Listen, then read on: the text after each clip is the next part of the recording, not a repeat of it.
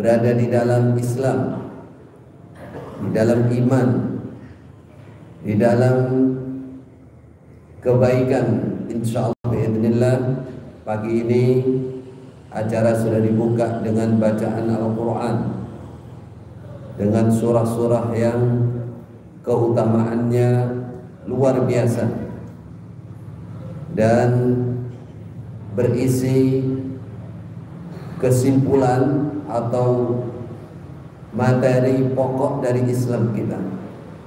Al-Fatihah. Ihdinas siratal mustaqim siratal ladzina an'amta 'alaihim ghairil maghdubi 'alaihim waladdallin. Ini nikmat besar. Allah menetapkan kita di dalam Islam sesuai dengan doa kita dalam surah Al-Fatihah. Sehari semalam dibaca minimal 17 kali dalam salat wajib. Ya Allah, tunjukkan kami ke jalan yang lurus, jalannya orang-orang yang Kau kasih nikmat dari sebelum kami, yaitu para nabi, minal anbiya was-salihin was-siddiqin was-salihin wa hasuna ulaika rafiqa. Seperti para nabi, seperti orang-orang soleh terdahulu, yaitu berada dalam Islam. Ghairil maghdubi 'alaihim waladdallin, bukan jalannya orang-orang yang dimurka oleh Allah. Siapa yang dimurka oleh Allah? Al-Yahud, kata Rasulullah. Orang Yahudi. Kenapa dimurkai oleh Allah?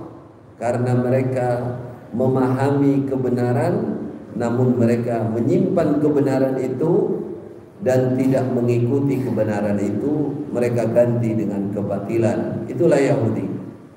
Waladdallin, ya Allah, jangan kami diikutkan terhadap jalan-jalan orang yang tersesat. Siapa mereka? Kata Rasulullah, An-Nasara, orang Nasrani humud dallun. Kenapa mereka tersesat? Karena mereka tidak paham ilmu, tidak mengerti ilmu, sehingga mereka jauh dari kebenaran. Alhamdulillah pagi ini kita berada dalam Islam. Kita masih ditetapkan oleh Allah di dalam nikmat Islam. Wala tamutunna illa wa antum muslimun. Pagi ini kita dipertemukan juga dalam persaudaraan Islam, insyaallah. Inilah nikmat yang agung, nikmat yang besar yang menuntut kita untuk selalu bersyukur kepada Allah Subhanahu wa taala.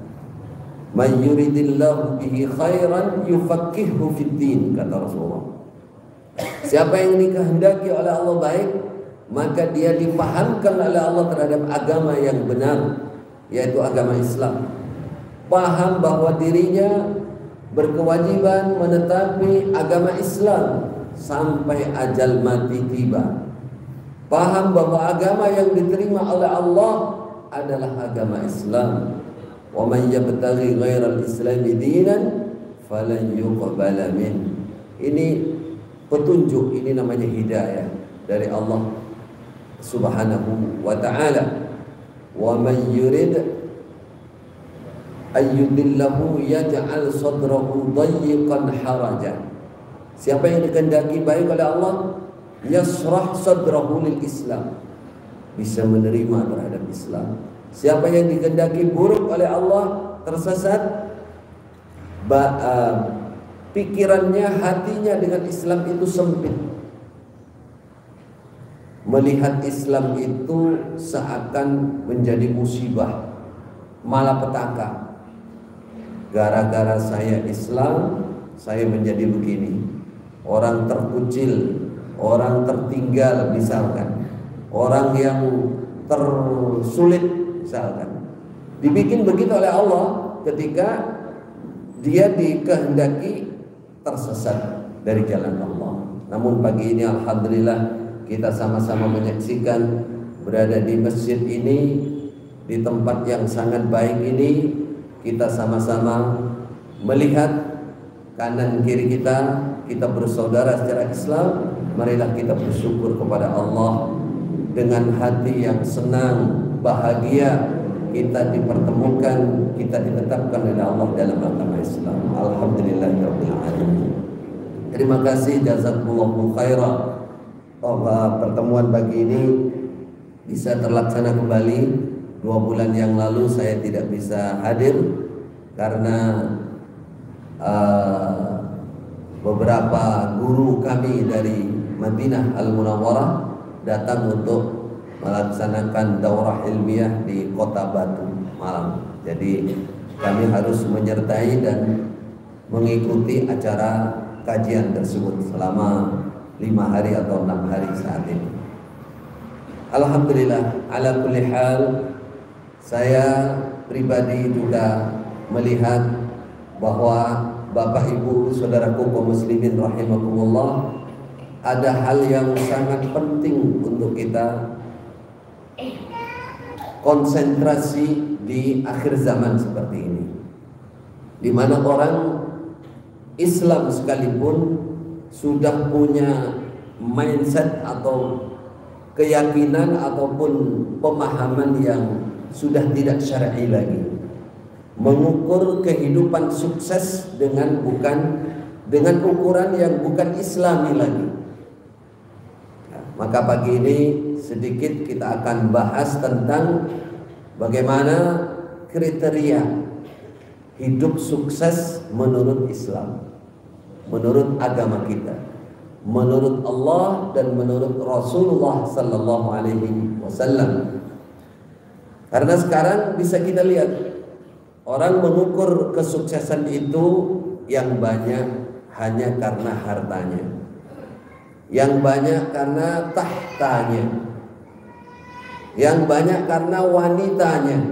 Harta, tahta, wanita.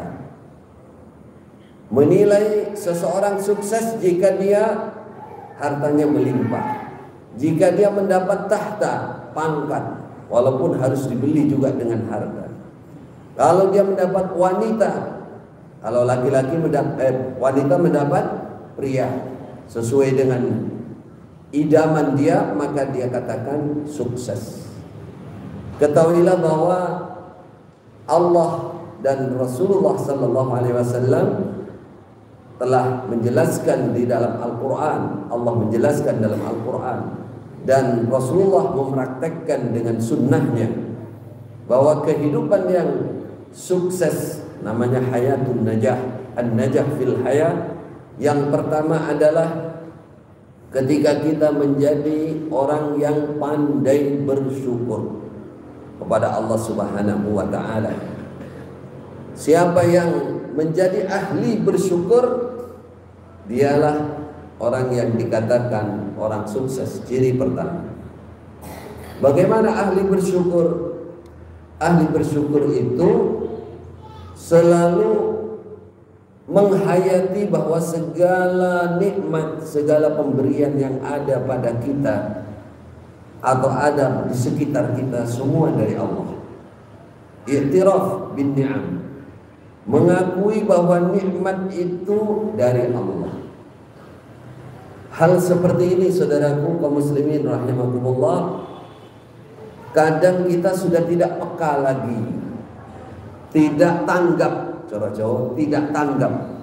Karena apa? Karena nikmat yang diberikan oleh Allah kepada kita itu sangat banyak jumlahnya, tidak terhitung dan sangat tinggi nilainya.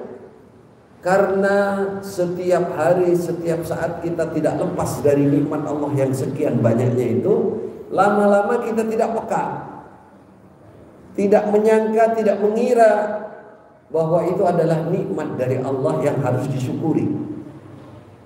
Ya, orang itu, orang Jawa bilang al biasa'u minal kulino. Arab napa Jawa nih? Biasa karena kulino. Kalau orang Indonesia bilang karena biasa hilanglah rasa. Orang kalau terbiasa, perasaannya, kepekaannya itu hilang. Orang kalau nggak pernah makan soto lama, sekali makan, habis makan, alhamdulillah, nikmat. Karena nggak pernah makan. Coba pagi, siang, malam seminggu aja, melokek, gak enak ya saiki soto. Kenapa? Karena biasa. Orang nggak pernah orang jarang pakai baju baru. Ya, setahun pisan ini zaman dulu. Kalau sekarang sebulan sekali kita. Kadang mendino nih ditawani ganti baju baru. Setahun sekali pakai itu hari raya. Wah, nikmat nih. Para sesepuh ini zaman dulu. Kalau sudah hari raya, zaman kita muda dulu dapat baju baru, sewenang sekali. Coba tiap hari dapat baju baru, biasa saja. Biasa saja. Orang pakai mobil bagus sehari 2 hari terasa, tapi lama-lama nggak terasa. Biasa saja. Biasa saja. Itulah hukum alam ya. Perasaan manusia itu seperti itu. Nah, disinilah Allah selalu mengingatkan kita. Coba baca surah diterangkan surah Al-Waqiah. Afara'aitum ma tahrusun a'antum tazra'unahu am nahnu zari'un, kata Allah. Ini untuk membangkitkan ingatan kita. Manusia itu lemah. Manusia itu banyak membantah, banyak mengingkari. Kafura, banyak mengingkari nikmat Allah. Diingatkan oleh Allah. Afara'aitum ma tahrusun, tidak kamu lihat dah yang kamu tanam itu, yang kamu tanam di sawah itu.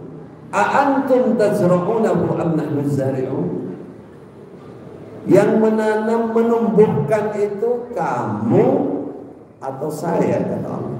Aku bawa musim nukul ke parimu, jagungmu itu, kamu apa saya?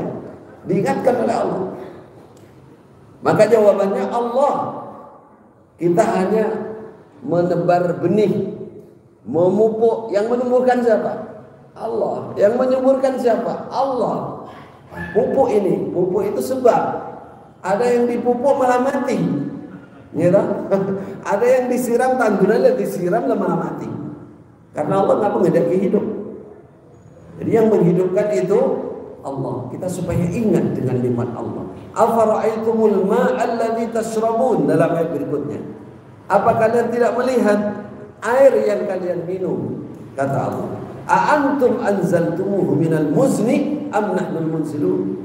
Yang nurunkan dari langit asal muasal air itu sehingga masuk meresap ke bumi jadi sumber, bisa kamu minum, bisa kamu gunakan untuk mandi.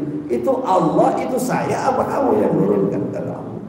Diingatkan oleh Allah, baru kita teringat. Masya Allah, betapa nikmat Allah itu banyak. Afara'aitumun nar allati turun, tidakkah kamu lihat api yang kamu gunakan untuk memasak, kamu gunakan untuk hal-hal yang bermanfaat? Dari mana api itu?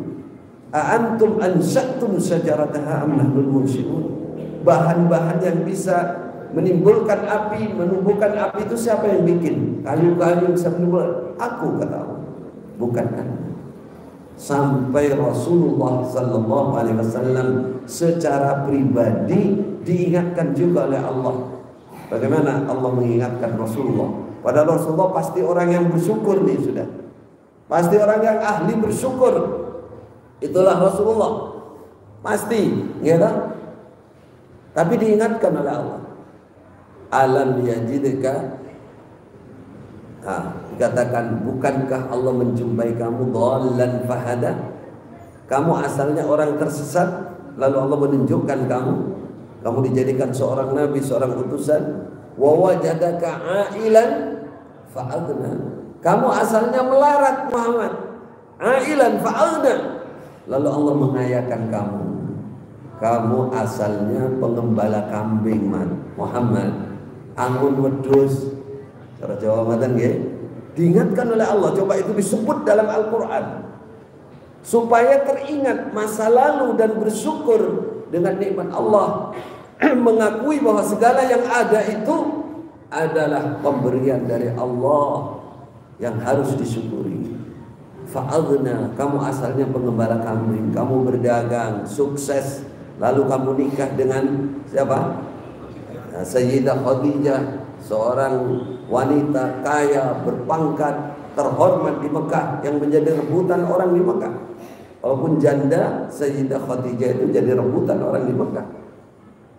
Abu Jahal itu orang Pertama yang melamar yang melamar siapa? Khadijah, tapi ditolak. Yang diterima adalah seorang pemuda asalnya pengembala kambing. Jadi saudagar, karena terpercaya dilamar menjadi suaminya. Apa karena itu Abu Jahal terus iri hati juga? Gak lebih iman, gak mau Islam. Itu nikmat oleh Allah diingatkan. Maka jadilah kita ahli bersyukur. Apa manfaatnya jika kita menjadi ahli bersyukur? Yang pertama, kita akan selalu merasakan ketenangan kalau jadi orang bersyukur, kebahagiaan. Apapun yang kita terima itu menjadi kebahagiaan, menjadi tumakninah, menjadi sakinah di hati kita. Itu kalau jadi ahli syukur. Yang kedua, syukur itu membuat nikmat Allah ditambah. Paling tidak tetap, tidak terkurangi, ditambah secara fisiknya, jumlahnya, ataupun berkahnya, barokahnya. Rasulullah sallallahu alaihi wasallam dalam hadis sahih Bukhari bercerita, di kalangan Bani Israel ada suatu saat ada 3 orang yang oleh Allah ingin dites, diikhtibar kesyukurannya kepada Allah. Yang pertama, orang yang punya kulit belang, baras, al-abras. Kulit belang ini cara Jawa. Ya, belang kulitnya. Kayak weling. Yang kedua, gundul, nggak tumbuh rambutnya. Yang ketiga, botak. Botak tinggal itu. Yang ketiga, buta. Matanya buta. Suatu saat kata Rasulullah sallallahu alaihi wasallam, Allah mengutus seorang malaikat mendatangi satu persatu 3 orang ini. Yang pertama malaikat datang, dia datang kepada rajul ini, rajul yang belang kulitnya. Dia tanya, apa yang paling kamu inginkan dalam kehidupan dunia ini?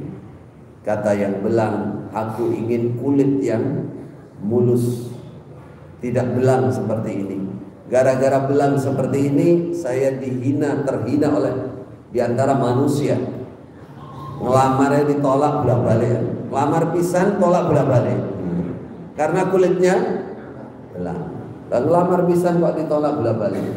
Jawabannya, aku emoh mas. Karo sampean aku ra gelem, ora sudi lah bolak-balik kok. Ditambah meludah karena belang kulitnya. Belang kulitnya. Kata dia, saya ingin jadi orang yang kulitnya normal. Oke, diusap oleh malaikat yang sudah menyerupai manusia, hilanglah belang tersebut. Terus ditanya sama malaikat, kamu ingin apa? Ingin harta apa? Kata dia, saya ingin unta. Akhirnya oleh malaikat dikasih unta yang sudah hamil. Ditinggalkan. Setelah itu yang kedua ditemui oleh malaikat lagi. Katakan yang gundul tadi, yang botak, tidak ada rambut. Botak nggak ada rambut, mohon maaf yang botak ya.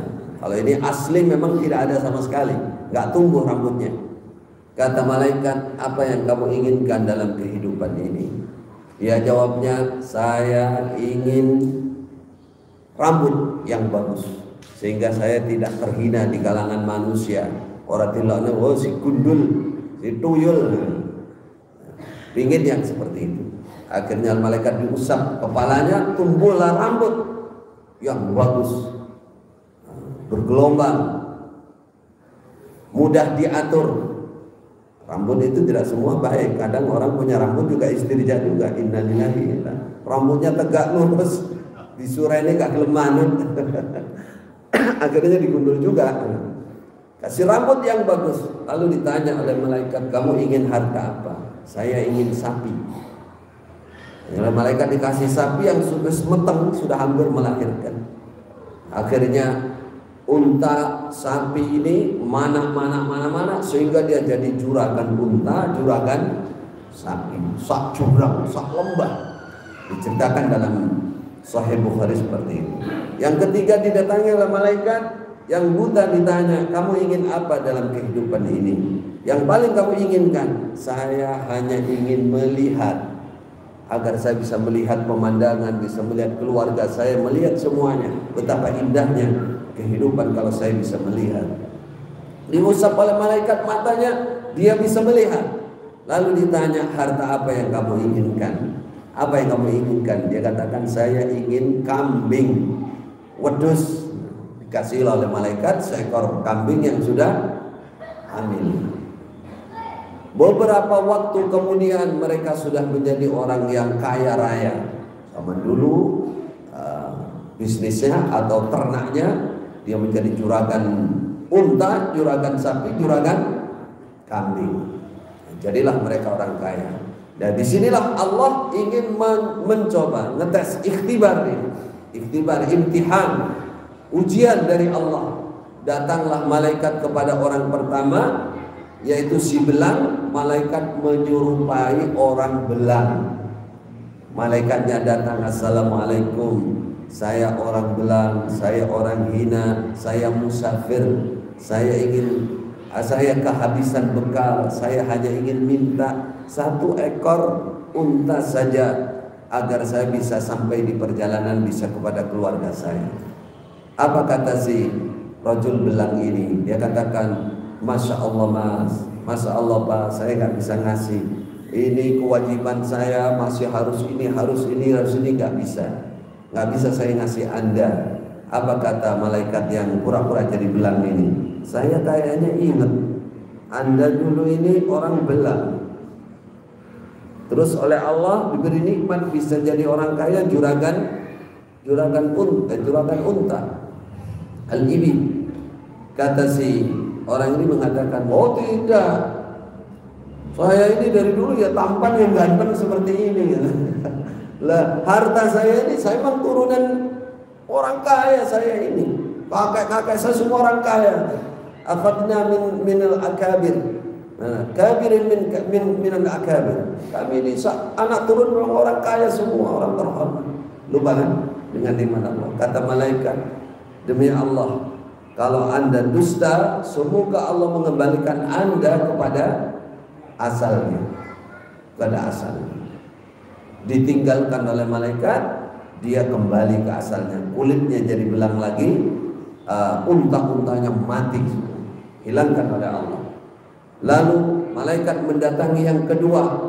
Kedua apa? Nomor yang gundul tadi, yang gundul asalnya. Malaikat menyerupai orang gundul, musafir yang kehabisan bekal. Saya orang terhina, saya nggak punya rambut, saya orang yang bepergian kehabisan bekal. Saya hanya ingin minta seekor sapi.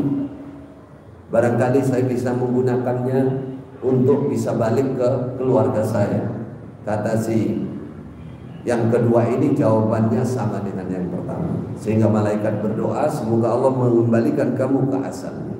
Yang ketiga ini orang yang asalnya tadi buta. Malaikat datang dengan pura-pura menjadi orang buta, sehingga dia menyampaikan, saya buta, saya orang tersesat, saya orang musafir yang kehabisan bekal. Saya mohon ditolong, dikasihlah beberapa ekor kambing saya supaya bisa kembali ke rumah saya. Apa kata si buta ini? Wallahi, saya asalnya juga orang buta seperti Anda. Demi Allah, karena kamu minta kepada saya dan kamu kondisinya seperti saya dulu, ambil yang kamu mau semua. Ambil berapa saja kamu mau, ambil saja. Sehingga malaikat ini mengatakan, demi Allah, kamu adalah orang yang sukses. Kamu adalah orang yang berhasil dengan cobaan ini dari Allah Subhanahu wa ta'ala. Akhirnya tahan kambing kamu, silahkan kamu nikmati, nanti Allah memberkahi. Tambah kaya, tambah kaya. Ini dalam hadis sahih Al-Bukhari terangkan, dijelaskan seperti itu. Maksudnya apa? Maksud dari Rasulullah SAW menceritakan ini, bahwa betul-betul dengan menjadi ahli bersyukur, nikmat Allah itu akan bertahan. Nikmat Allah itu akan bertahan baik secara fisik maupun secara barokahnya. Kadang kita memilih yang fisik, padahal kadang-kadang fisik itu tidak membawa barokah, tidak membawa barokah. Yang kita cari fisiknya ada, barokahnya ada, barokahnya ada. Jadi orang bersyukur itu kadang-kadang memang oleh Allah berkahnya yang ditetapkan, yang ditambah. Fisiknya mengurang, berkurang, tapi barokahnya lebih. Apa contohnya? Dia keluarganya oleh Allah disehatkan semua, sekolahnya berhasil semua, duitnya berkurang, nggak seperti dulu. Dulu masih punya ratusan juta, sekarang hanya punya 1 juta, 2 juta, tapi keluarga berada dalam Islam semua, semangat beribadah semua, membawa berkah. Keluarganya jadi tenang, sehat walafiat, rukun bersama, tenang kehidupannya. Ya, saking tenangnya naik turun wangkel kabeh. Itu ketenangan namanya, sakinah yang kelewat batas ya. Ini. Jadi Bapak Ibu Saudaraku kaum muslimin rahimakumullah, berusahalah menjadi orang yang ahli bersyukur. Caranya apa? Caranya mengingat masa lalu. Mengingat nikmat Allah itu dirinci. Makanya dalam ayat disebutkan wadhkuru nikmatallah in kuntum iyyahu ta'budun. Kamu ingat tuh nikmat Allah kalau kamu memang beribadah kepada Allah. Sekarang nikmat, contoh saja sebagai contoh, nikmat kita oleh Allah diberi rezeki bisa kenyang, pagi, siang, malam kenyang. Karena bolak-balik kenyang, nggak terasa bahwa itu nikmat, sehingga kadang-kadang kekenyangan. Mangan nenek gak mangan ngemil, mangan di sini tapi ngemil terus gak leren, gak berhenti. Terus lupa mensyukuri nikmat itu. Padahal di sisi lain tetangga kita, tetangga negara kita, ya, ada yang hidupnya sampai sekarang masih kelaparan. Lapar itu enak apa enggak? Enak ada mau beten keluar nih, beten gak? Lah ada negara-negara Islam sekalipun sampai sekarang mati karena lapar. Coba jangan ingat-ingat kalau puasa sudah jam-jam 3 sore, jam 3, jam 2 rasanya seperti apa bro? Apa? Ya. Lah itu berhari-hari sampai mati kelaparan. Nah, ini kalau kita ingat seperti ini, nikmat seperti ini, berarti nikmat saya dikasih rezeki, dikasih bisa makan, itu subhanallah, nikmat yang agung. Kata para ulama, orang itu memang dengan nikmat biasanya akan ingat kalau sudah hilang. Kalau sudah tidak ada di depan mata, baru ingat dengan nikmat. Contohnya sekarang di Yaman misalkan, sampai saat ini di Syria. Coba Yaman itu apa? Ya, nanti ngerti mereng Yaman. Yaman itu Arab. Zaman Rasulullah sudah ada Yaman, bahkan didoakan oleh Nabi. Katakan al-imanu yamani wal hikmah yamaniyah. Zaman itu orang Yaman masuk Islam, kata Rasulullah, iman yang top ada di Yaman. Kemudian hikmah yang tinggi juga ada di Yaman. Allah membarik fi Syamina. Ya Allah berkahi Syam kami. Syam itu mana? Syam termasuk Syria, Suriah. Coba dengan sedikit mendengar berita tentang Syria, Damaskus, baca, buka, mendengar bagaimana nasib kaum muslimin di sana. Muslim seperti kita, bahkan mungkin lebih baik daripada kita. Oleh Allah dicoba kelaparan, lapar, tidak ada makan, Bapak Ibu. Tidak ada makanan. Anak kecil sampai makan pasir, makan daun. Daun lah kadang-kadang jenengan di sini daun kan banyak sekali, rumput dimakan. Zaman Rasulullah terjadi yang namanya perang. Suatu saat dalam perjalanan perang tidak ada makanan sampai makan daun, kata para sahabat, sehingga Air besar kami sampai seperti apa? Tele wedus. Karena makan daun. Bapak Ibu mungkin yang ada di sini nggak pernah merasakan itu. Iya kan? Pagi aja udah dapat pecel, soto, gorengan, wah macam-macam. Mau tadi, iya Bu. Nah, kadang kita nggak mencari sudah ada di depan mata. Masya Allah. Padahal itu pagi, siang, malam kita kenyang. Yang lain oleh Allah dicoba kelaparan, lapar nggak ada makan. Bapak Ibu membayangkan nggak orang minum kencing hewan? Jenengan saat ini bayangkan ada orang haus nggak ada air sama sekali. Akhirnya yang ada kencingnya unta, kencingnya kambing ditadai diminum. Karena apa? Karena kalau nggak minum mati. Nah, padahal kita minum pagi, siang, malam turah-turah. Ya? Di rumah nggak ada, sebelahnya ada kali. Nah, di suatu tempat nggak ada air, Bapak Ibu. Negara Islam. Sekarang seperti misalkan Ethiopia, kemudian yang masuk Ethiopia itu Kongo. Kebetulan kami punya teman-teman hijrah di Kongo, hijrah dari Islam Jamaah, kurang lebih 500 orang. Itu nyari air saja sulit. Dapat air dan sudah dalam sekali, yang keluar asin.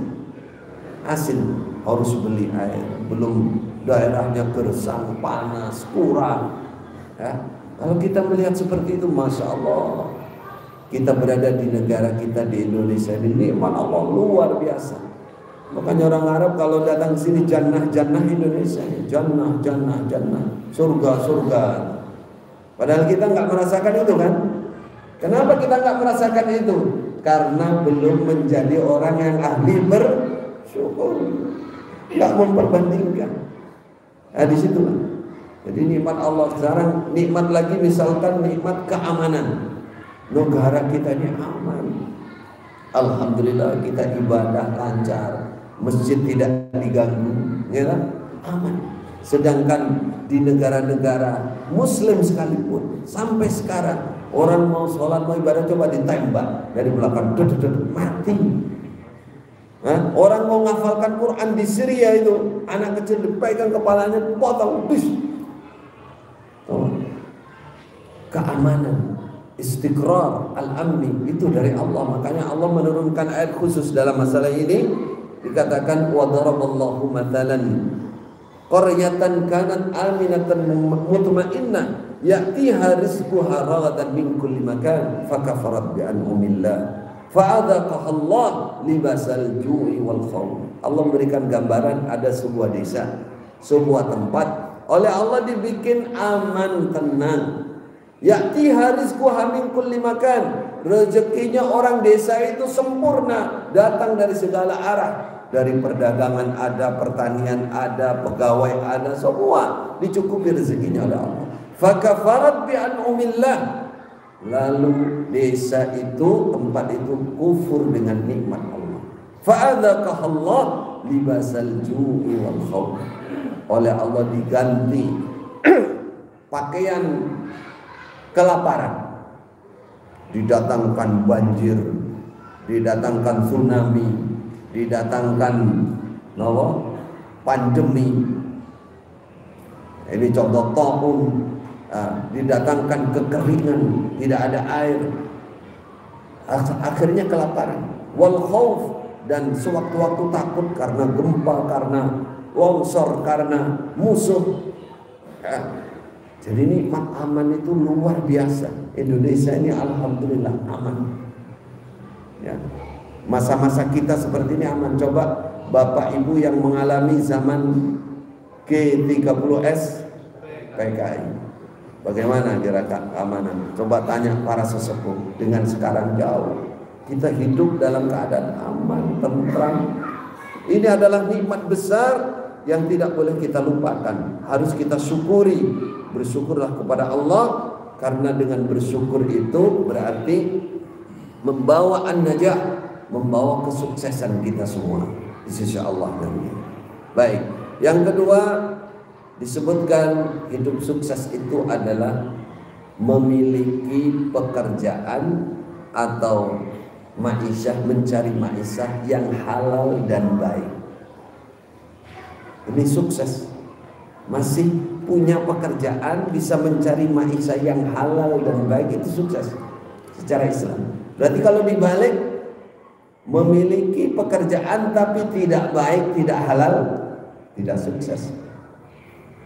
Karena itulah Rasulullah sallallahu alaihi wasallam mengingatkan dalam sebuah riwayat, beliau mengatakan ajmilu fi talabid dunya fa inna kullan muyassarun lima khuliqa lahu. Fa inna kullan muyassarun lima khuliqa lahu. Perbaikilah di dalam mencari keduniaan, karena semua akan dimudahkan sesuai dengan takdirnya. Jangan cari yang haram, jangan cari yang tidak halal, jangan berkhianat, jangan dusta, jangan menipu di dalam mencari rezeki. Karena oleh Allah, kamu cari nanti saya mudahkan sesuai dengan takdir, sesuai dengan qadar dari Allah. Kenapa? Karena manusia ini, kita ini sudah ditulis qadarnya semenjak di alam rahim. Iki wong sugih, iki wong sedengan, iki wong melarat. Itu sudah ada tulisannya. Kita disuruh oleh Allah meyakini, beriman kepada hal itu, lalu mencari dan berusaha dan tawakal kepada Allah. Di tiga hal itu kita cari supaya kita sukses. Mungkin kita perasaan harus banyak uangnya, harus banyak hasilnya, baru dibilang sukses. Tidak. Dalam tiga hal ini ada sukses secara agama. Yang pertama, ini contohnya, menjadi orang yang kaya, bekerja oleh Allah, qadarnya jadi orang kaya. Ada kaya sukses, ada kaya tidak sukses. Bagaimana kaya yang sukses? Dalam Al-Quran, dalam sunnah Nabi sudah ada batasan. Bapak Ibu, kaya yang sukses itu dia menggunakan hartanya untuk kebaikan, lalu tidak israf dan tidak tabdzir. Menggunakan kekayaan dalam kebaikan, tidak israf, tidak melampaui batas, dan tidak menyia-nyiakan, tidak membuang-buang. Tiga ini ciri-cirinya kalau kaya sukses. Mencari ma'isyahnya halal tadi, lalu qadarnya, takdirnya kok jadi orang kaya, dia dapat mampu menggunakan hartanya dalam kebaikan. Kebaikan di keluarganya, kebaikan di sekitarnya, lalu tidak israf. Karena itu dalam Al-Quran Allah mengingatkan, kulu wasrabu wala tusrifu. Makanlah, minumlah, jangan israf, jangan melampaui batas. Gunakan secukupnya saja, sesuai dengan kapasitas atau apa yang kita perlukan. Jangan lebih, jangan berlebih, jangan israf. Rasulullah menambahkan kulu wasrabu walbasu min ghairi makhilatin wala israfin. Tidak boleh makan, minum, berpakaian, silahkan secukupnya, tapi tidak boleh sombong, tidak boleh berlebihan. Baru ini namanya sukses. Dan tidak boleh mubadzir. Wala tubadzir tabdzira innal mubadzirina kanu ikhwanas syayatin. Kanu ikhwanas syayatin. Jadi kalau kita oleh Allah diberi kelebihan harta, lalu bisa menjaga tiga ini, tidak sombong, tidak angga-anggaan, digunakan dalam kebaikan, tidak israf, tidak memubadzirkan, tidak tabdzir, menyanyiakan, menggunakan terhadap hal-hal yang tidak manfaat, maka sukses. Kalau jadi orang kaya lepas dari ini, maka tidak sukses secara Islam. Tidak dianggap orang sukses. Karena apa? Karena hartanya ini akan mencelakai dia. Namanya senjata makan tuan. Apa yang dimaksud? Orang kalau sudah punya harta, dia pakai tidak israf, kemudian tidak mubadzir, kan masih turaya kek. Lebihnya banyak, maka lebihnya itu untuk kebaikan. Untuk kebaikan. Dua diantaranya, untuk kebaikan diantara sesama manusia, atau menyiapkan untuk anak turun. Anak turun, disiapkan hartanya untuk anak. Selain dari itu akan menjadi senjata makan tuan, bersedekah. baru bisa sukses, baru dikatakan sukses. Ada seorang syekh di Arab sana bercerita dalam khutbah beliau, cerita ada seseorang di kawasan Maroko, Maghreb, seorang ulama, seorang dai, dia bermimpi sampai 3 malam. Sampai 3 malam dia bermimpi, isinya, kamu temui seorang di Mekah, namanya ini, binnya ini, di kawasan ini, sampaikan salam saya. Kata Rasulullah, dia bermimpi berjumpa Rasulullah. Sampaikan salam saya kepada dia bahwa dia itu adalah termasuk ahli surga. 3 malam dia bermimpi. Akhirnya dia penasaran, ini berarti amanat dari Rasulullah. Berangkatlah dia umrah ke Mekah dari Maroko, dari Maghreb. Sampai di Mekah dia melaksanakan umrah. Setelah itu dia menghubungi teman-teman dai di sana, syekh di sana, untuk mencari desa ini, nama ini. Akhirnya dia ditemani oleh beberapa orang mencari sebuah kawasan, sebuah desa, dan mendapati orang tersebut. Sebelum dia berjumpa dengan orang tersebut, kata para dai di sana, Anda ini dai, Anda ini orang soleh. Kenapa kau mencari si fulan itu? Fulan itu bukan orang soleh, bahkan di desa ini dia orang dianggap paling nakal, paling gak baik orangnya. Pokoknya ada yang mau saya sampaikan. Akhirnya tetap ditunjukkan ke orang ini. Setelah bertemu, Anda fulan bin fulan bin fulan? Iya betul. Saya mendapat amanat dari Rasulullah SAW. Saya bermimpi 3 malam menyampaikan kepada kamu, kamu ada orang ahli surga. Rajul ini, orang ini, saking tidak percayanya, dia pegang kepalanya. Kamu dusta sama dusta kalau saya dibilang ahli surga. Saya ini orang paling nakal di tempat ini. Saya orang paling bules, paling malas ibadah di tempat ini. Semua orang itu tahu. Kok Anda katakan saya ahli surga? Ya, barakallah. Kok Anda katakan saya ahli surga? Gak percaya. Kata orang soleh dari Maghreb ini, wallahi demi Allah saya gak dusta. Dia akhirnya duduk nangis. Dia mengatakan, gak mungkin. Bagaimana mungkin saya ahli surga? Kata dia, saya adalah paling fujur di tempat ini, paling fajir, paling menyimpang di tempat ini. Kata orang soleh tadi, sudahlah kamu ingat amal apa yang menjadi amal istimewa kamu. Saya tidak ahli sholat, saya tidak ahli puasa. Ya sudah, ayo ke Masjidil Haram, bertobat kepada Allah. Saya tidak pernah ke Masjidil Haram sudah berapa tahun. Saya nggak pernah ibadah, padahal dekat dari Masjidil Haram. Saking buruknya saya, bahkan mungkin saya ini, kata dia, orang yang terburuk bukan hanya di desa ini, mungkin Saudi Arabia. Katanya.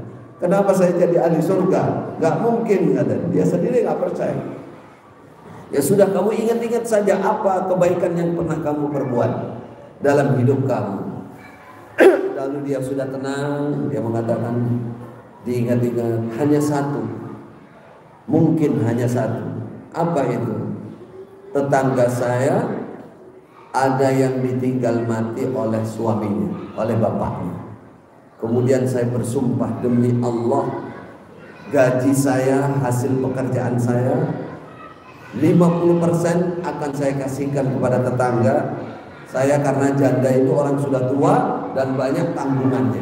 Anak-anaknya masih kecil, tidak ada yang meramu. Demi Allah, sejak itu saya bagi 2 gaji saya setiap bulan itu. Ya itu saja yang bisa saya lakukan. Bisa lakukan. Apa kata orang soleh? Ini dia yang kamu lakukan adalah sesuatu yang sangat berharga di sisi Allah. Karena kamu bersumpah demi Allah, kamu mencari ikhlas, kamu mencari ridha Allah, di situ Allah terima kamu. Akhirnya dia menangis. Ya sudah, ayo ke Masjidil Haram, ibadah, bertobat kepada Allah di sana.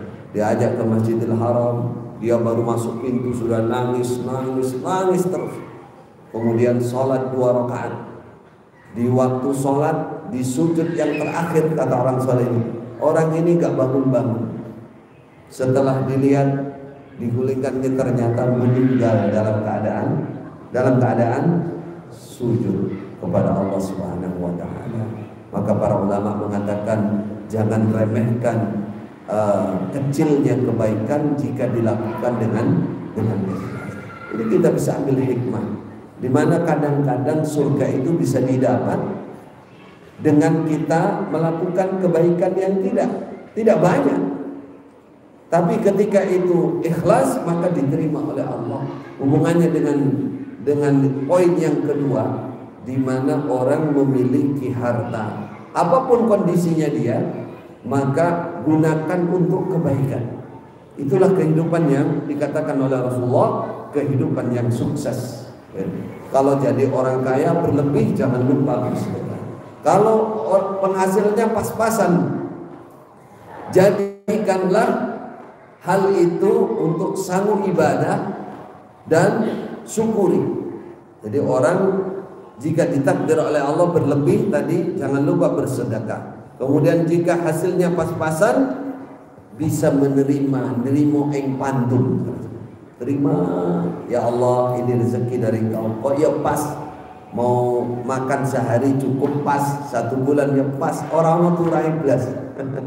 Ya itu kata Rasulullah sallallahu alaihi wasallam, qad aflaha man hudiya ilal Islam wa ruziqal kafafa wa qani'a bihi. Sungguh sukses kata Rasulullah, orang yang oleh Allah ditunjukkan kepada Islam, seorang muslim diberi rezeki yang pas. Pas itu tidak lebih, tidak kurang. Lalu wa qani'a bihi, dia terima dengan ridha dari pemberian Allah ini. Dia terima, alhamdulillah ya Allah. Pas, berarti dia husnudzon. Nanti di akhirat tidak begitu banyak pertanyaan saya, karena nggak ada lebihnya. Ya pas, sesuai dengan keperluan. Itulah sukses. Kalau kebetulan kok cari ma'isyahnya, pekerjaan belum bisa mencukupi, masih kurang, apa cirinya dia sukses? Dia bisa bersabar, kemudian dia selalu berharap gantinya yang lebih banyak di sisi Allah. Itu ciri-cirinya. Barangkali di antara kita ada yang dicoba oleh Allah, kerja tapi hasilnya kurang. Yang namanya sukses itu bisa bersabar, yakin itu qadar Allah. Lalu yang ada di benaknya, ya sudah, saya tak cari yang ada di akhirat saja. Yang ada di sisi Allah itu aja yang dicari. Yang ada di benaknya apa kata Rasulullah sallallahu alaihi wasallam?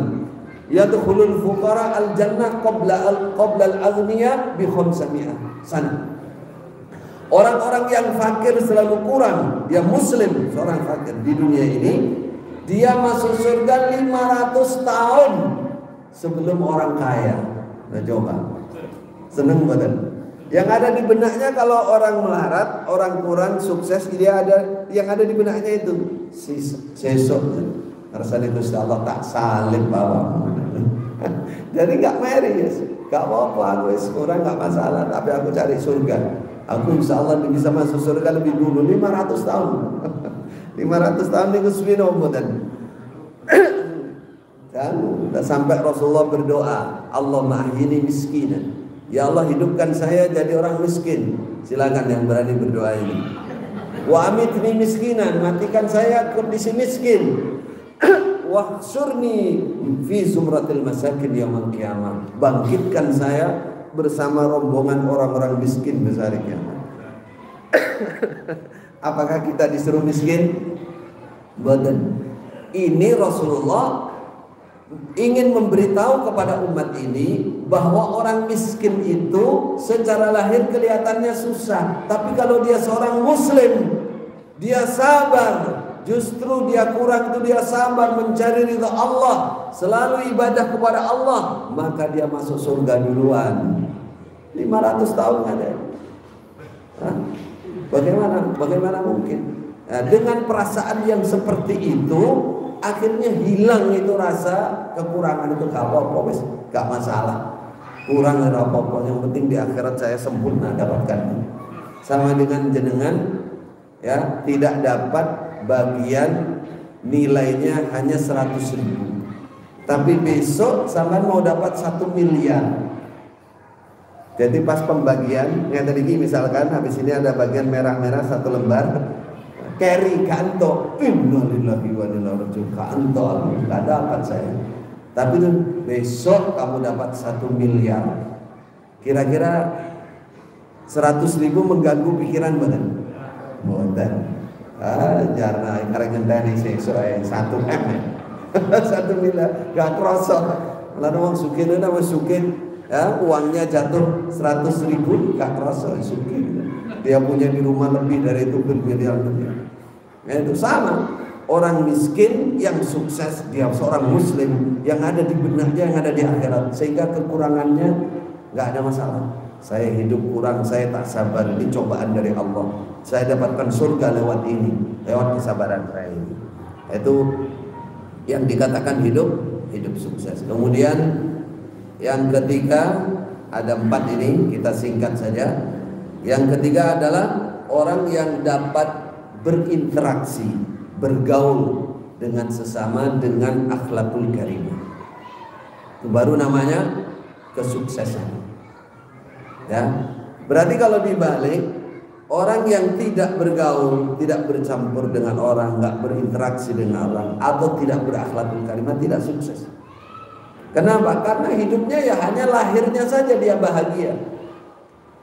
Orang kalau tidak bisa bergaul, tidak berakhlakul karimah, tersiksa hidupnya. Orang dia koncok, orang dia bolong, kemana-mana orang nggak senang. Kalau dia jadi pemimpin ya dicela orang, jadi RT ya dicela orang, jadi bapak ya dia dibenci anak-anaknya, jadi ibu dia dibenci suaminya, dibenci bapaknya, karena akhlaknya tidak baik.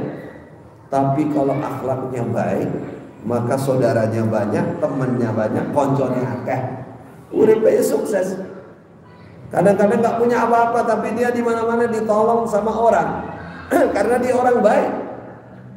Orang baik. Jadi kata Rasulullah Sallallahu Alaihi Wasallam, bahkan menjadi tugas khusus beliau adalah dalam masalah akhlak.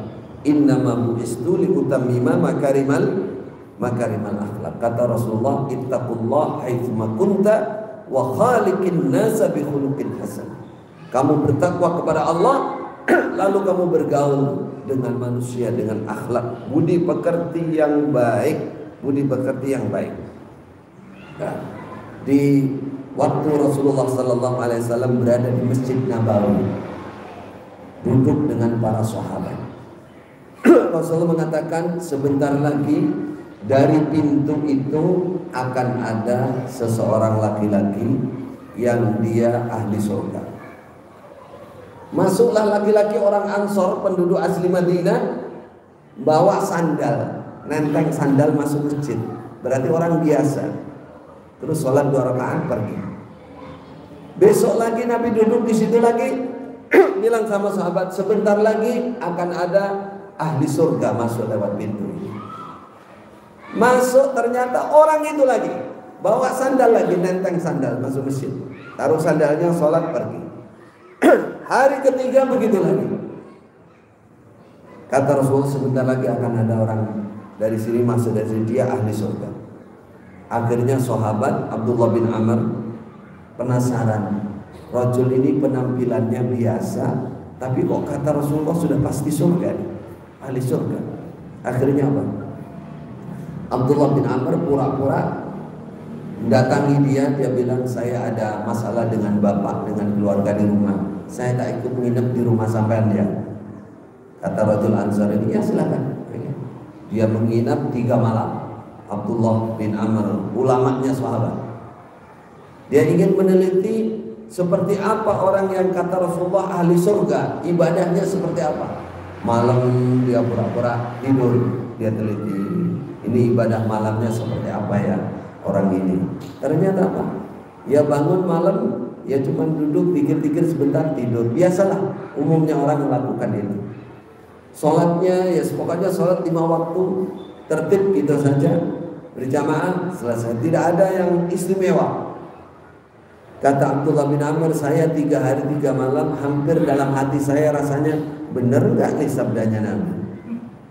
Mosok rojul koyo ngene kok ahli surga, tak banding-banding ke kok kaya padha ae.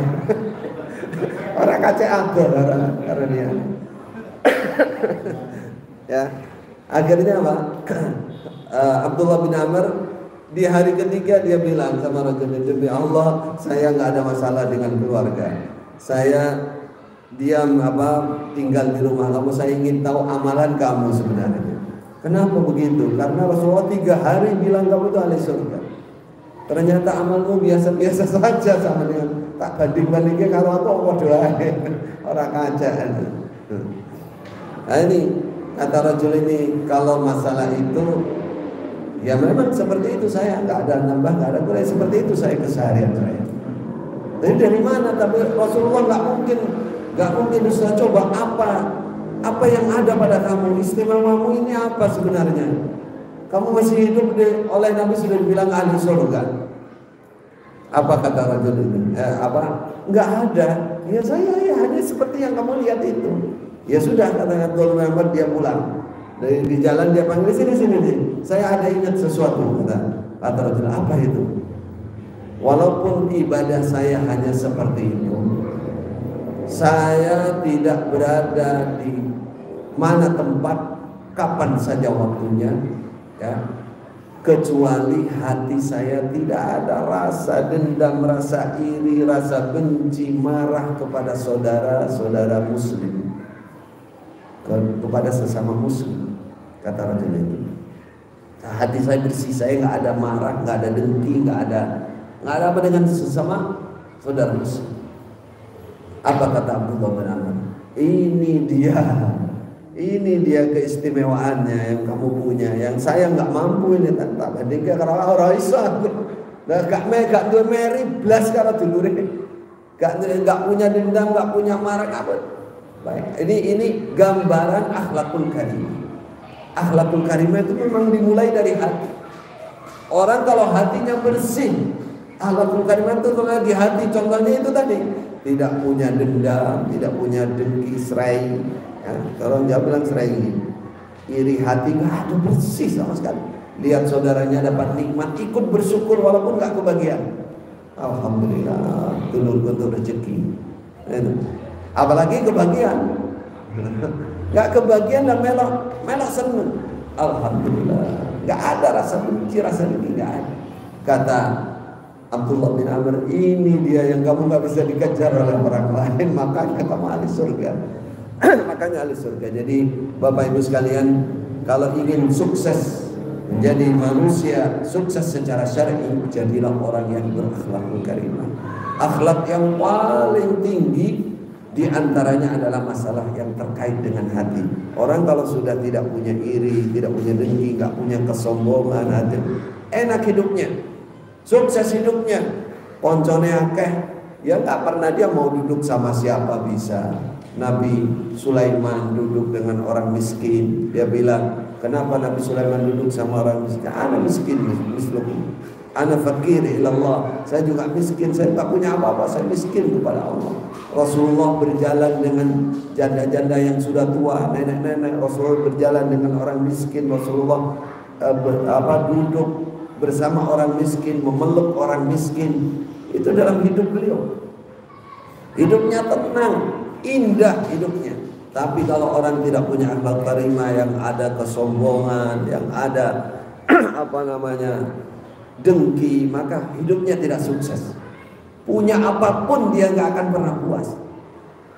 Contoh, karena di dunia ini apa? Harta dibanggakan, misalkan di atas langit ada langit. Ada orang bilang gitu kan, di atas langit ada langit. Orang sekarang bangga punya mobil 1, ketemu yang mobilnya 10 wes. Kadang misalnya, ketemu orang punya pesawat, wah aku rantai apa-apa. Apa yang disombongkan dalam kehidupan itu? Kalau orang sombong itu ya, dia nggak akan pernah puas, karena dia akan melihat dia sombong ketika ketemu orang melarat, tapi ketemu orang lebih kaya dia jatuh mental, nggak akan pernah bersyukur. Makanya akhlakul karimah itu sangat dipentingkan. Terakhir penutup, bahwa kehidupan yang sukses itu adalah orang yang punya semangat tertib, rajin, selalu menyempatkan, mementingkan dan mengutamakan ibadah. Ini inti. Hilang ini nggak ada manfaatnya semuanya dalam kehidupan dunia. Tertib, rajin, mementingkan, menomorsatukan ibadah. Menomorsatukan ibadah. Makanya dikatakan dalam Al-Quran, rijalun la tulhihim tijaratun wala bai'un an dzikrillah wa iqamis shalah wa ita'iz zakah yakhafuna yawman tataqallabu fihi al-qulubu wal absar. Orang-orang yang tidak lalai untuk iqamus shalah, menegakkan salat, zikir kepada Allah karena perdagangan, karena jual beli, karena bisnis atau hal-hal yang lain dari keduniaan. Seperti orang muhajir dan ansor. Orang muhajir ada di pasar, orang ansor ada di sawah. Tapi kalau sudah adzan mereka tinggalkan pasar dan sawahnya. Ada nggak yang seperti itu? Itu orang sukses, tidak lalai karena dia sadar bahwa kehidupan dunia itu tidak selamanya, hanya sebentar, hanya beberapa tahun saja. Kalau sudah meninggal, sudah mati, apa kata orang yang sudah mati? Ma aghna anni maliyah halaka anni sultaniyah. Harta saya sudah tidak saya bawa lagi, tidak bisa mencukupi melindungi saya. Kekuasaan saya juga sudah hancur, sudah selesai. Masuk kubur sudah selesai semua. Padahal masuk kubur itu sewaktu-waktu. Yang paling takut itu biasanya orang sudah tua terus sakit-sakitan, ya kan? Takut mati, yakin sudah dekat dengan kematian. Padahal semua itu dekat dengan kematian. Yang bayi, yang pemuda, yang sehat, kalau sudah waktunya mati, mati. Kenapa kok semua dekat? Karena semua tidak tahu kapan kematian itu datang. Ya, ada yang tahu di sini berapa hari lagi, berapa tahun lagi? Tidak ada. Tidak ada yang tahu. Sewaktu-waktu kematiannya. Kalau orang sudah mati, semua ditinggalkan. Gedungnya, rumahnya, mobilnya, istrinya, keluarganya, kerjaannya, semua ditinggalkan.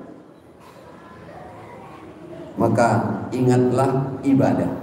Ibadah itu yang akan menjadi bekal kita. Orang kalau sudah mati, kata Rasulullah SAW, sholat 2 rakaat saja dia membayangkan ingin kembali ke dunia bisa sholat 2 rakaat. Karena nilainya itu lebih baik daripada dunia dan isinya. Jadi orang di kuburan itu, Rasulullah pernah melewati kuburan, beliau bilang, ini yang di dalam ini. Sekarang bayangkan bisa kembali ke dunia sholat 2 rakaat saja. Balik lagi ke kuburan, sudah jadi modal. Artinya betapa menyesalnya orang yang menyia-nyiakan waktu. Padahal kalau kita mau dan kita berusaha, yaitu tadi kembali ke al-biasa'u minal kulino, sesuatu yang berat jadi terbiasa. Contoh tadi, ya, tertib sholat 5 waktu, ada adzan langsung berangkat. Itu paling membutuhkan, ya, kalau tertib setengah jam. Oh yang ini sudah mantap, ini sudah setengah jam ini. Artinya mulai adzan sampai masjid, sholat sunnah dulu, zikir-zikir, kemudian qomat, kemudian sholat sunnah lagi, qobliyah, ba'diyah. Nah, kurang lebih 30 menit. Kali 5 berarti kita 2 jam setengah. Masya Allah, siapa yang menjaga itu dunia akhiratnya dijamin oleh Allah. Baru sholat 5 waktu itu jaminan dari Allah, rezeki dijamin oleh Allah.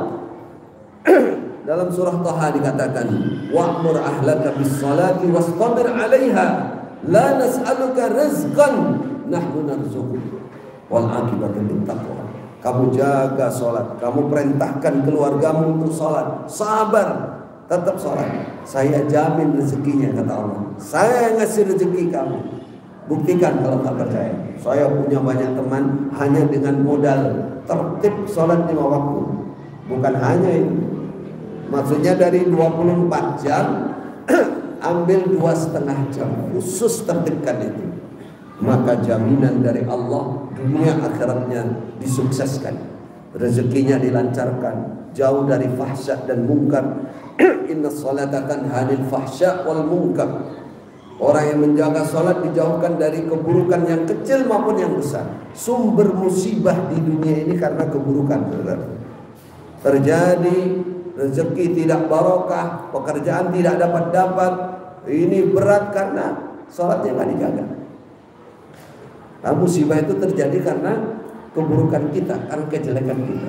Baru salat, apalagi ditambah ibadah-ibadah yang lain. Jadi usahakan jadi seorang muslim. Kita ini yang ada di benak kita adalah akhirat. Karena apa? Karena dunia ini hanya sebentar saja, tidak lama. Ya, yang umur 60 terutama. Yang berikutnya umur 50, yang umur 40. Ya sebenarnya terutama semua, karena kematian itu sewaktu-waktu. Rasulullah sallallahu alaihi wasallam mengingatkan kita dalam sabdanya, "Man kanatil akhirah hammuhu ja'alallahu ghinahu fi qalbihi." Siapa yang oleh Allah yang dia cita-citanya yang dominan di pikirannya adalah urusan akhirat, maka Allah pertama akan mengayakkan hati dia, sugih hati, wa jama'a lahu syamlahu, dan Allah akan mengumpulkan hal-hal yang dia inginkan, murat-marit asal ingin ini dikumpulkan oleh Allah, diijabahi oleh Allah. Wa atathu dunya wa hiya radhimah, sampai akhirnya keduniaan datang kepada dia hina di mata dia.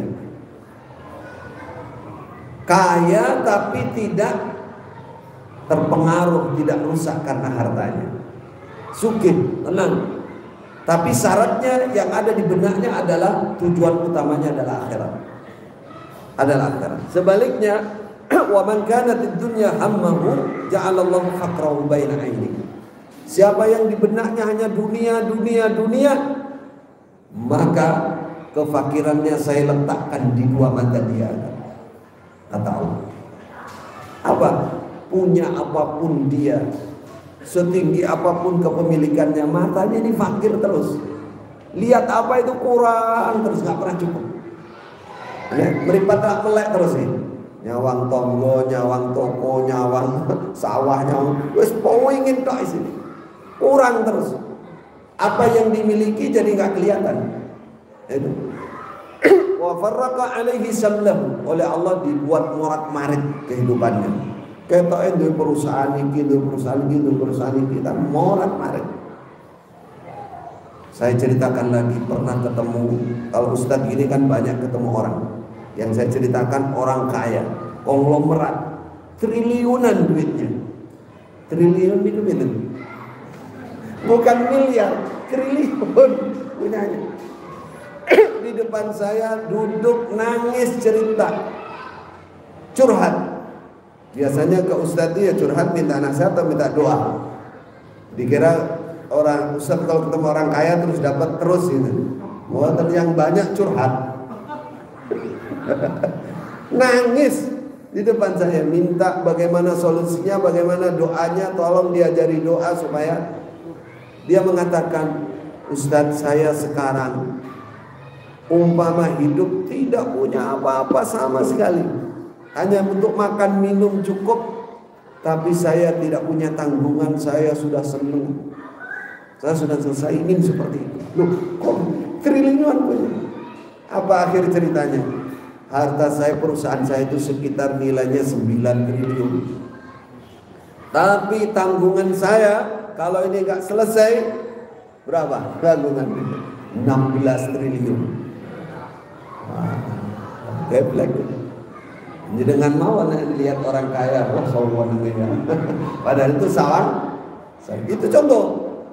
Jadi orang kalau di benaknya bukan akhirat, dunia saja yang ada di benaknya, maka Allah menjadikan urusannya morat-marit, nggak selesai-selesai. Itu. Walam ya'ti minad dunya illa ma qaddara. Dan tidak datang kepada dia keduniaan kecuali yang menjadi takdir bagi dia, menjadi qadarnya, nggak akan lebih dari qadar. Maka Saudaraku kaum muslimin rahimakumullah, jadikanlah orang yang sukses menyempatkan, menomorsatukan, utamakan ibadah kepada Allah. Karena kita yang akan kita nikmati ketika itu ibadah kita dahulukan, maka usaha kita, kegiatan kita oleh Allah diberkahi semuanya. Diberikan kekayaan dalam hati. Kekayaan dalam hati itu banyak macamnya. Ada dibikin kita itu nggak butuh apa-apa, bisa badan sehat, makan sudah ada, semua ada, nggak butuh apa-apa, nggak pernah marry sama orang, tenang hidupnya. Ada yang oleh Allah diberi dunia lebih, beri dunia, wa'atat dunya wa hiya radhimah. Harta ada, rumah ada, mobil ada, ini ada semua, tapi semua untuk kebaikan, bisa disalurkan untuk kebaikan. Tidak ada celah dari apa yang dia miliki mendatangkan kemudaratan kan. Itu kalau cita-cita utamanya hanya urusan agama, urusan akhirat, urusan kesuksesan dan mendahulukan ibadah. Semoga Allah memudahkan kita semua menjadi orang-orang yang sukses di dunia sesuai dengan syariat Islam, sesuai dengan yang dimaksud oleh Allah dan dicontohkan oleh Rasulullah sallallahu alaihi wasallam. Jazakumullah khairan. Insyaallah materi cukup, silakan jika ada pertanyaan. Baik. Kalau ada pertanyaan monggo.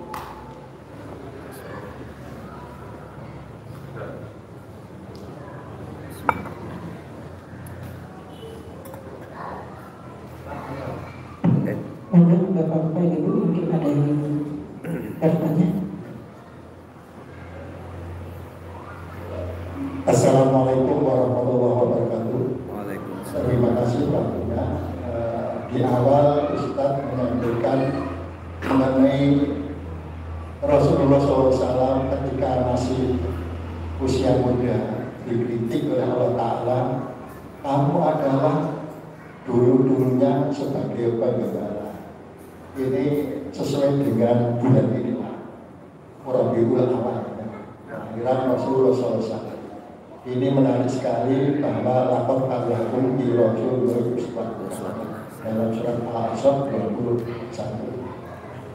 Mungkinkah di sekarang ini ada pemimpin-pemimpin seperti Rasulullah SAW? Karena di dalamnya terdapat falsafah. Falsafah itu pengembala dan yang digembala. Ternyata mayoritas yang digembala itu lapar, yang mengembala kenyang. Nah, ini sebaliknya. Ini pertanyaan yang pertama. Ini bagaimana langkah-langkahnya supaya tidak terulang-ulang. Dan yang kedua mengenai lapar di dunia, kenyang di akhirat. Dan sebaliknya juga kenyang di dunia, lapar di akhirat. Dan yang ketiga adalah tadi disampaikan mengenai seorang punya miliarder, bahkan triliunan. Ini bagaimana manusia itu menyikapi hidup ini dengan zuhud dan qanaah. Mungkin itu ketiga-tiganya bisa disampaikan. Terima kasih atas perhatiannya. Mohon maaf atas kekurangannya. Assalamualaikum warahmatullahi wabarakatuh. Waalaikumsalam warahmatullahi wabarakatuh. Pertanyaan pertama tentang kepemimpinan. Tentunya kita ada di negara kita. Kepemimpinan itu disebutkan tadi kullukum ra'in wa kullukum mas'ulun an ra'iyati. Digambarkan semua para nabi itu adalah pengembala kambing. Asalnya semua para nabi. Nah, di situ salah satu yang diambil hikmah, orang kalau sabar mengembala kambing, ketika dia jadi pemimpin, maka dia akan menjadi pemimpin yang bisa menjaga, meramut, menyayangi rakyatnya. Hikmah dibalik orang biasa mengembala kambing. Nah, yang bisa menjawab ini yang biasa gembala nih. Dari para ulama menjelaskan karena kesabarannya menggiring kambing. Kalau di Arab sana namanya mengembala itu bukan hanya satu, bisa ratusan, bisa ribuan. Sehingga menjaga, ada sabar, ditunggui, giring sana, giring sini itu Kambing itu lebih susah daripada mengembala unta. Itu. Nah, inilah yang menjadikan gambaran bahwa kita memilih pemimpin, intinya apakah dia asalnya pengembala kambing atau tidak, yang kira-kira bisa meramut menjaga rakyatnya. Tidak hanya pencitraan, saja. Maka dalam Islam kurang lebih tiga ciri-ciri. Nah, yang pertama, dia seorang muslim, sudah pasti. Yang kedua, ibadahnya. Jadi kalau mampu memungkinkan, mengerti ini orang suka ibadah apa tidak, orang seneng ibadah apa tidak, lupa sholat apa tidak. Jadi muslim, ibadah, gandengan ini dua syarat ini. Kalau ingin pemimpin yang sukses gitu maksudnya, yang betul sesuai dengan sunnah Nabi. Bayangan kita kan harapannya begitu. Rakyatnya lapar, pemimpinnya kenyang, turah-turah, makan duit rakyat. Kenapa? Karena ini mungkin tidak Islam, tidak syar'i, mungkin tidak ahli ibadah. Yang ketiga, akhlakul karimah. Akhlakul karimah itu yang pertama, bagi seorang pemimpin, dia adalah seorang yang punya belas kasih. Sayyidul qaumi khatimuhum. Kemudian adil, dia punya rahmat, rahim, dan adil. Dia adil. Yang ketiga, amanat. Tiga hal itu. Punya belas kasih, kedekatan dengan rakyatnya, dia seorang yang adil. Adil, dia tidak beli kasih. Kemudian dia orang yang amanat, menjaga amanat, jujur. Tiga itu. Makanya ketika nanti kita diberikan kesempatan untuk memilih pemimpin, jangan lupa muslim, orang yang beribadah. Kalau cari ahli mungkin agak sulit. Orang yang beribadah, tidak lalai dengan ibadah, kelihatan kan? Orang dia jaga sholat, waktunya sholat dia sholat. Bahkan yang mungkin banyak pikir. Kemudian akhlakul karimah. Itu tolong itu jangan salah pilih gitu. Kalau ingin kemaslahatan untuk umat, untuk rakyat Indonesia. Itu yang pertama. Yang kedua, katakan tadi, rubba, kata Rasulullah, rubba kasiyatin fid dunya ariyatin yaumil qiyamah. Banyak orang berpakaian di dunia ini tapi besok telanjang di sisi Allah. Banyak orang kaya di dunia ini tapi besok fakir di sisi Allah. Dibalik, banyak orang telanjang di dunia, artinya pakaian tidak cukup tapi besok berpakaian di sisi Allah. Itu yang dimaksud. Kurang lebihnya adalah pertama, terhib. Terhib itu kabar penakut bagi orang-orang kaya. Jadilah orang kaya yang bertakwa kepada Allah. Kata Rasulullah, la ba'sa bil ghina liman ittaqa. Tidak apa-apa kaya itu tapi takwa. Bertakwa kepada Allah, sehingga kekayaannya bisa menjadikan tambahan kebaikan bagi dia. Nah, kalau kebetulan jadi orang fakir, sabar. Kalau orang kaya tadi syukur bertakwa. Kalau orang fakir sabar bertakwa. Caranya bagaimana? Saya kasih tahu tadi, sudah ada resepnya. Pokoknya yang ada di benaknya itu akhirat, surga. Dah gak apa-apa saya di dunia gak dapat, di surga yang penting saya dapat. Nah, kalau orang zaman dulu malah kebalik itu. Kalau dapat uang malah menangis, dapat lebih itulah malah menangis. Khalifah Umar dapat perolehan banyak di lapangan, ada emas, ada ini semua ada, malah menangis. Yang lain senang, Khalifah Umar menangis. Apa salah satu jawabannya ketika beliau ditanya? Saya takut bagian saya yang di akhirat dikurangi oleh Allah gara-gara dikasihkan di dunia. Coba. Jadi sabar dan bertakwa kepada Allah. Yang terakhir tadi, bagaimana orang kaya tapi bisa zuhud. Contohnya Khalifah Utsman. Zuhud itu bisa hemat. Tadi yang saya katakan, tidak israf, tidak mubadzir, selalu menggunakan dalam kebaikan. Ada orang itu salah salah mengerti. Zuhud itu tidak punya apa-apa, tidak harus. Zuhud itu punya apa-apa orang bisa zuhud. Caranya itu tadi, selalu memanage, menghitung hartanya untuk kebaikan. Jangan sampai lepas tidak untuk kebaikan. Untuk kebaikan untuk anak istrinya, kecukupan anak istrinya. Selalu dilihat uang saya keluar kemana ini. Untuk kemaksiatan, kebaikan. Lalu gunakan secukupnya, tidak israf, tidak mubadzir. Itu sudah makna zuhud. Nah, kalau ada lebih banyak, kurang lebih 2. Kalau tidak untuk kebaikan, untuk anak turunnya. Wal yakhshal ladina law taraku min khalfihim dzurriyyatan dhi'afan khafu 'alaihim falyattaqullah wal yaqulu qawlan sadida. Ketika orang itu kaya berlebih ditanya, ini untuk siapa nih harta Anda? Karena Anda sewaktu mati. Ini untuk anak cucu saya supaya mereka tidak minta-minta, supaya mereka tetap Islam, tetap iman, lalu berwasiat. Tuh.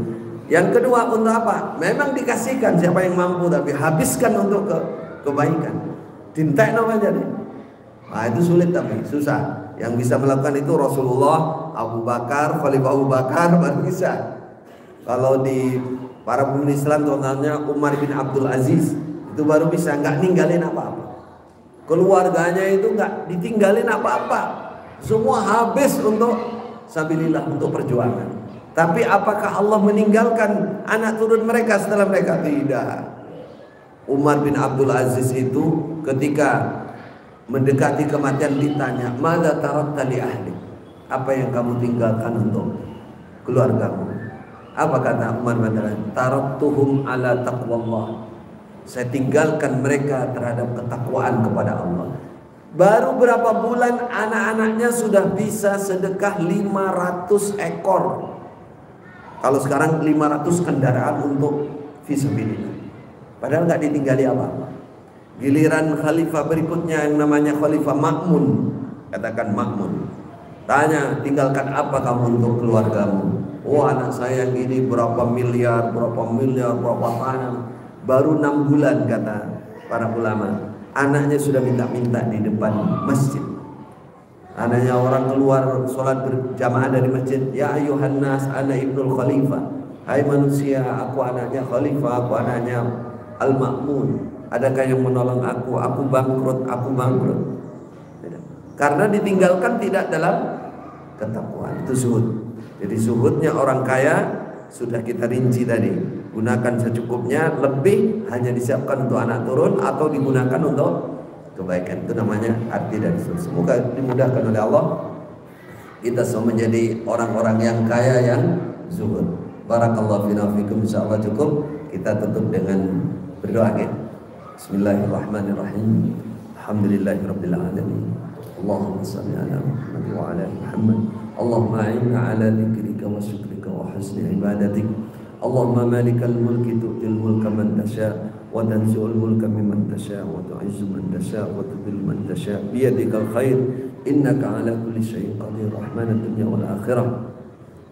تؤتي من تشاء وتمنع ممن تشاء. ارحمنا رحمة تغنينا عن رحمة من سواك. اللهم اكفنا بحلالك عن حرمك وأغننا بفضلك عمن سواك. اللهم إنا نسألك الصحة والعافية في الدنيا والآخرة. اللهم إنا نسألك الصحة والعافية في ديننا ودنيانا وأهلنا وأموالنا.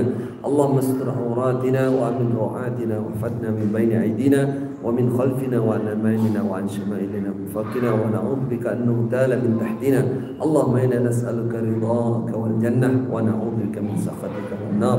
اللهم إنا نسألك من خير ما سألك منه نبيك محمد صلى الله عليه وسلم ونعوذ بك من شر ما استعاذك منه نبيك محمد صلى الله عليه وسلم وأنت المستعان وعليك البلاغ ولا حول ولا قوة إلا بك. ربنا آتنا في الدنيا حسنة وفي الآخرة حسنة وقنا عذاب النار. سبحان الله رب العزة عما يصفون وسلام على المرسلين والحمد لله رب العالمين. Assalamualaikum. Alhamdulillahirrahmanirrahim. Bapak Ibu, hari ini walaupun yang hadir itu banyak, ada 483 orang,